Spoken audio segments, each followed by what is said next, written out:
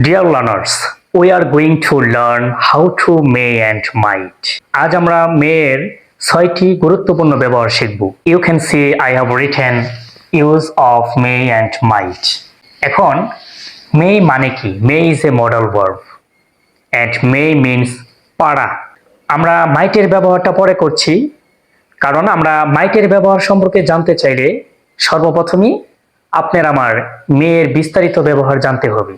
তো মেয়ের ব্যবহার যখন আপনি জানতে পারবো, তখন কিন্তু মাইটের ব্যবহার আপনার কাছে আমার কাছে সহজ হয়ে যাবে। Today will learn 6 uses of May.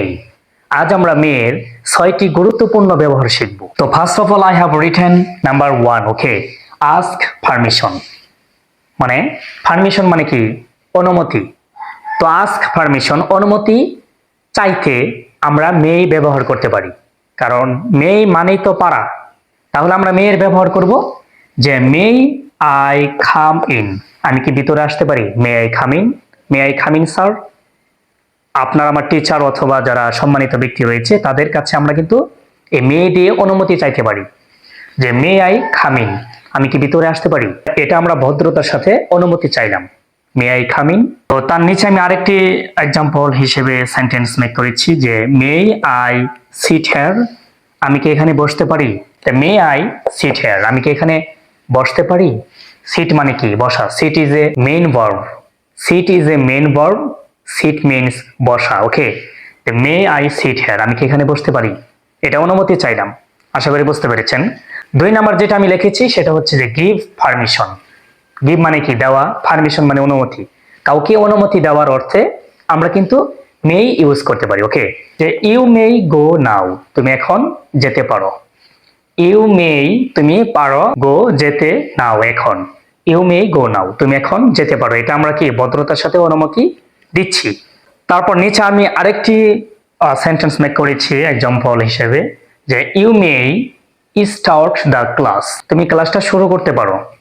You may, তুমি পারো, স্টার্ট দ্য ক্লাস, তুমি ক্লাস শুরু করতে পারো। এইভাবে কিন্তু আমরা অনুমতি দিতে পারি, ওকে। এখন আমরা মেয়ের 3 নাম্বার গুরুত্বপূর্ণ একটি রুলস শিখবো, সেটি হচ্ছে পসিবিলিটি।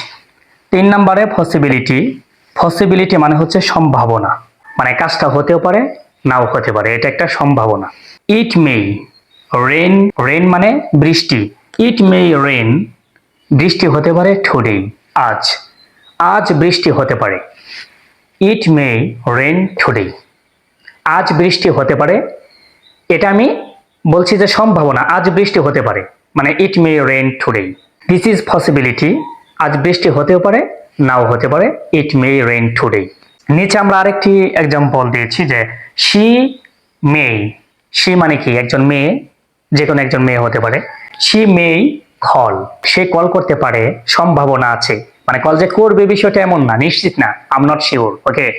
যে শি মে কল, সে কল করতে পারে ইউ, তোমাকে, লেটার মানে পরে। She may call you later, সে তোমাকে পরে কল করতে পারে। এটা সম্ভাবনা আছে, মানে কল করতেও পারে নাও করতে পারে, I am not sure, okay.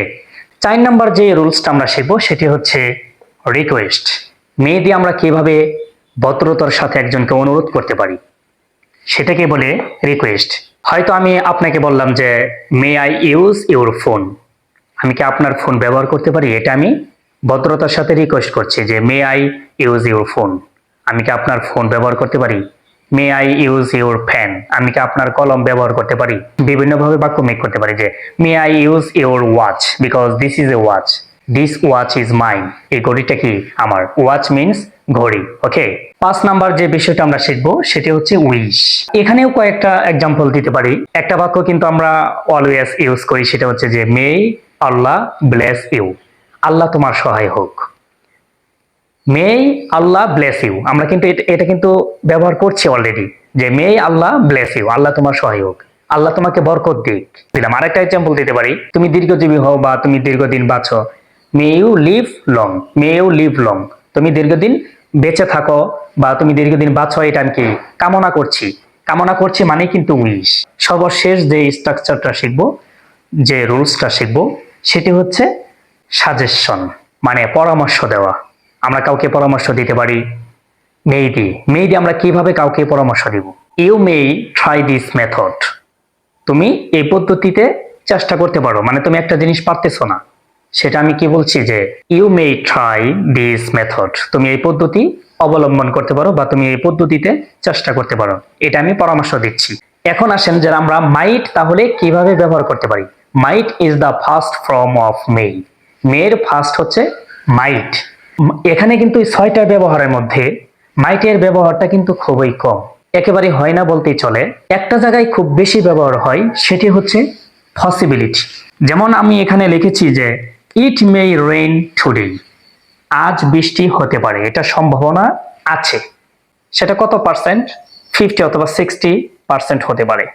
যে ইট মে রেইন টুডে, আজ বৃষ্টি হতে পারে নাও হতে পারে, এটা আমরা সম্ভাবনা বলছি। এখানে যদি আমরা মে না ইউজ করে যদি মাইট ইউজ করি, যে ইট মাইট রেইন টুডে, আজ বৃষ্টি হতে পারে, তাহলে কিন্তু আমরা মাইট দিয়ে সেই উত্তরটাই পাচ্ছি বা সেই কথাটাই পাচ্ছি। তবে এখানে সেন্সের বিষয়, সেন্স দ্বারা খুব ভালোভাবে বুঝতে হবে যে এখানে বিষয়টা কি বলতেছি। ইট মে রেইন টুডে, আজ বৃষ্টি হতে পারে। ইট মাইট রেইন টুডে, আজ হয়তো বৃষ্টি হতে পারে। মানে মাইট দিয়েও আমরা সম্ভাবনায় বোঝাচ্ছি, তবে কথা হচ্ছে মে দিয়ে আমরা যতটুকু সম্ভাবনা পাচ্ছি, মাইট দিয়ে ততটা সম্ভাবনা আমরা পাচ্ছি না। সম্ভাবনা আছে বাট একেবারে দুর্বল, মানে একেবারে হতেও পারে নাও হতে পারে। যদি বলি যে ইট মে রেইন টুডে, আজ বৃষ্টি হতে পারে, তাহলে সম্ভাবনাটা আছে, আকাশের অবস্থাটা ভালো না, আকাশটা পরিষ্কার না, কিন্তু বৃষ্টি হতে পারে, এটা আমরা বুঝতে পারতেছি। আর আকাশটাও ক্লিয়ার পরিষ্কার, কিন্তু আমরা বললাম যে ইট মাইট রেইন টুডে, আজ বৃষ্টি হয়তো হতে পারে, এরকম আমরা বলতে পারি। এখানে বলতে পারেন যে she might call you later, সে তোমাকে পরবর্তী কল করতে পারে। মাইট দিয়ে যখন বলবো আমরা সম্ভাবনাটা খুবই কম পাবো, কিন্তু যখন মে দিয়ে বলবো তখন সম্ভাবনাটা আছে তবে খুব বেশি, মানে সম্ভাবনাটা বেশি আছে তোমাকে সে পরবর্তী কল করতে পারে। আর যখন আমরা মাইট দিয়ে ইউজ করবো সম্ভাবনাটা খুবই কম। She might call you letter.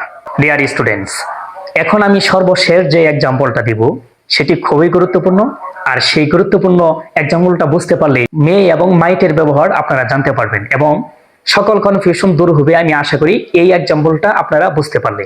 সেটা কি? আমি এখন মে দিয়ে বলবো আই মে গো, আমি যেতে পারি টু ইউর হাউস, আমি তোমার বাড়ি যেতে পারি। I may go to your house, আমি তোমার বাড়িতে যেতে পারি, সেটা সম্ভাবনা আছে। এটা সম্ভাবনা কি আছে, আমি মে দিয়ে ইউজ করছি, I may go to your house.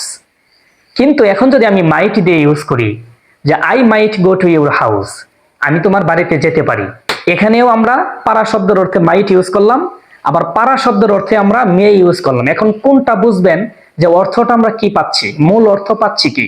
অর্থ কিন্তু একই, কিন্তু সেন্স দ্বারা বুঝতে হবে যে কোনটা কিভাবে অর্থ প্রকাশ করছে।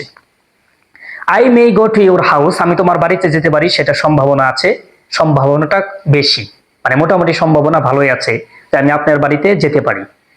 I might go to your house, এটার সম্ভাবনাটা একেবারেই কম, মানে আপনি হয়তো আমাকে যেতে বললেন যে will you go to my house, তুমি কি আমার বাড়িতে যাবে? Will you go to my house, তুমি কি আমার বাড়িতে যাবে? এখন আমি উত্তর দিতে পারি, যদি আমার যাওয়ার সম্ভাবনাটা খুবই কম থাকে, মানে একেবারেই সম্ভাবনা নেই, বলতে পারি I might go to your house, আমি তোমার বাড়িতে যেতেও পারি নাও যেতে পারি, মানে যাবো না এরকমই বোঝাচ্ছি, এই জন্য মাইট ইউজ করছি। কিন্তু যখন বলবো যে হ্যাঁ যেতে পারি, সম্ভাবনা আছে, আমার যদি সময় থাকে আমি যাব, এটা আমার আশাও আছে যে আমি তোমার বাড়িতে যাব, তাহলে I may go to your house, সম্ভাবনাটা খুব বেশি। তাহলে মে এবং মাইটের পার্থক্য এটাই যে মে দিয়ে সম্ভাবনাটা একটু বেশি, মাইট দিয়ে সম্ভাবনাটা একটু কম। সো গাইস, এখানে ভিডিওটা শেষ। If you like this video, please like, share and comment. Thank you for watching my videos. Thank you so much. আল্লাহ হাফেজ।